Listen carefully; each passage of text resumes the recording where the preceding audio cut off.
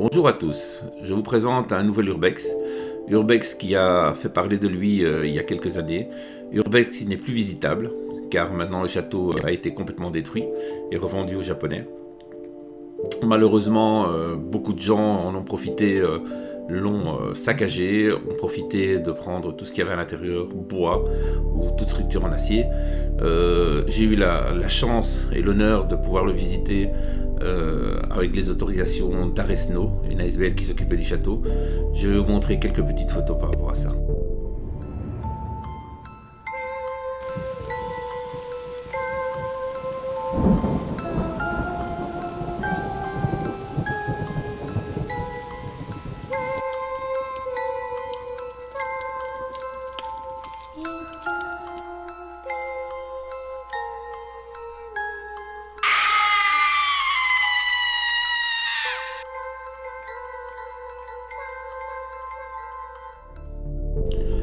Magnifique château, on voit que la nature a repris ses droits et la bâtisse est toujours aussi belle et a toujours autant de charme.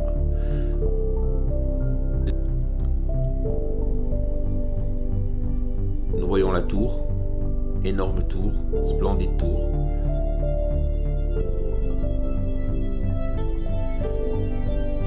Ceux-ci étaient les enfants qui étaient logés pendant le camp de vacances en 1950. La SNCB a demandé aux gens qui travaillaient pour elle de mettre leurs enfants en camp de vacances. Et ce château servait de camp de vacances, mais également d'école.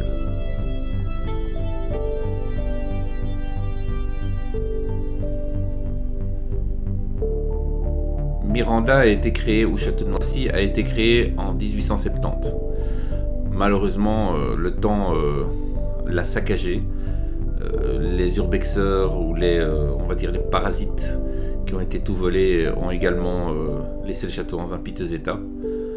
Manque de chance pour eux, manque de chance pour nous.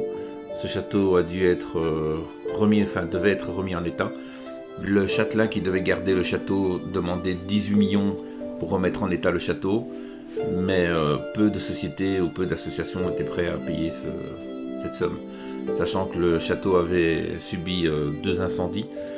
La toiture du dessus était complètement rongée par le feu. Les planches en dessous également. Il y avait toute une aile qui était inaccessible car tout s'était effondré et avait bloqué les accès au niveau du rez-de-chaussée. Donc on a dû passer sur le dessus, sur des planches qui faisaient 20 cm de long et 2 à 3 cm d'épaisseur. Elles étaient toutes fixées l'une derrière les autres. Il y avait 50 ou 60 mètres de hauteur.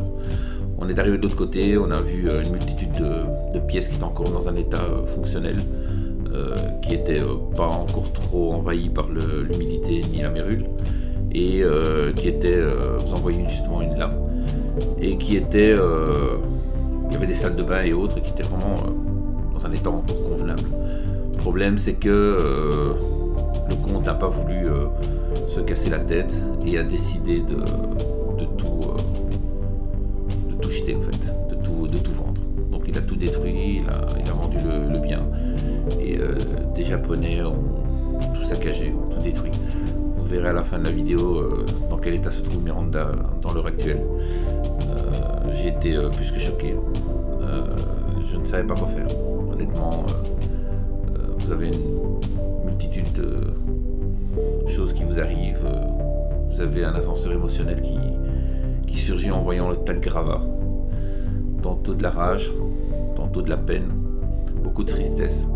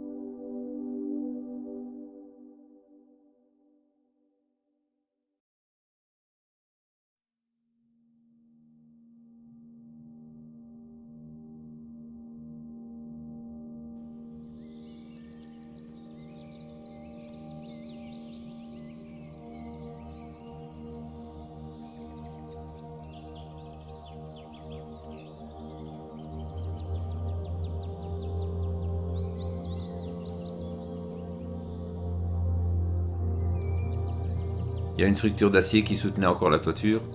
Est-ce qu'il l'avait mis avant ou après l'incendie? Je pense bien après. Vous voyez également que la tour est encore en très bon état.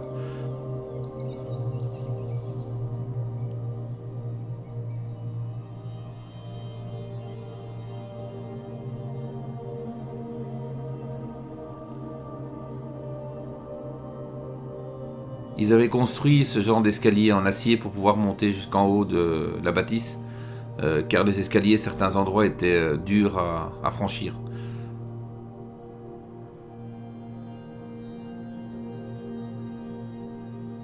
Bien entendu, le lieu était visité par des urbexeurs plusieurs fois par jour, et c'était entre 15 et 20 urbexeurs qui venaient visiter les lieux.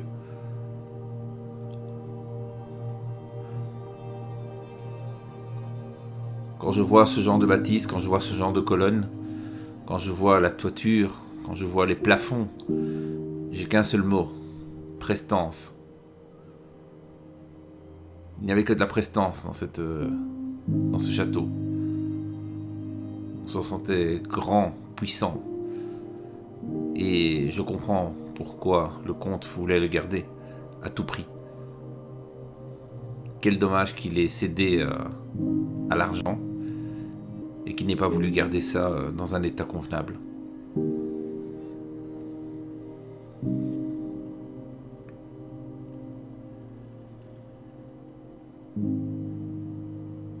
Les vues par drone en 2016 montrent que le château était encore bien en dehors de l'intérieur. C'est vrai qu'un investissement de 18 millions n'est pas donné à tout le monde. Mais je trouve que l'État aurait dû garder ce patrimoine.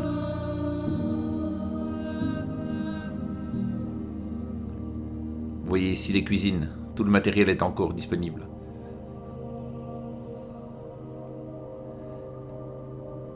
La chaufferie.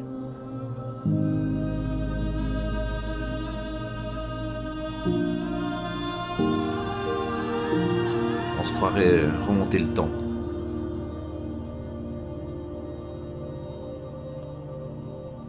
On se croirait revenu à l'époque.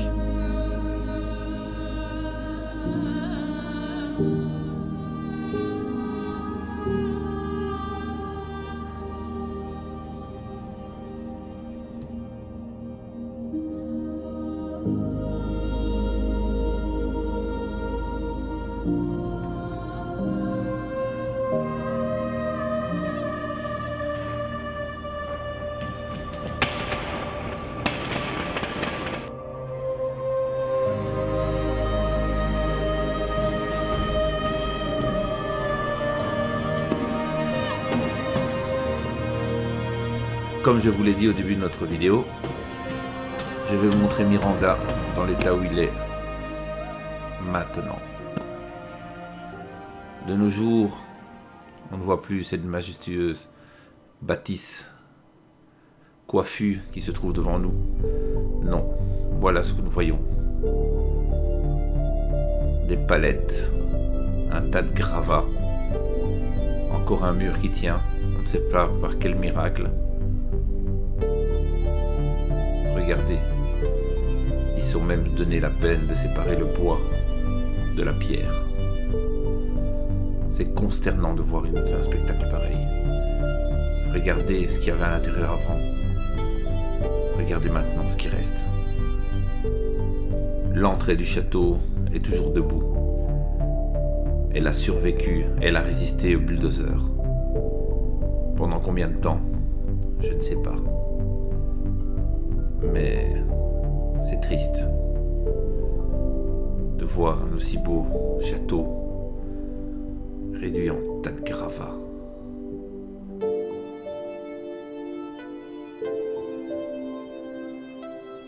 L'écurie, à mon avis, y passera dans 1 an ou 2. Peut-être jamais.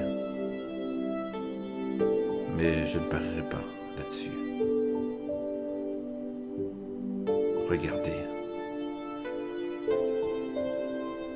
Même la guerre n'a pas fait autant de ravages. Elle a survécu à la guerre 40-45. Et elle a été détruite par son propre propriétaire. Au revoir Miranda. Nous te reverrons peut-être sur des cartes postales ou dans des livres.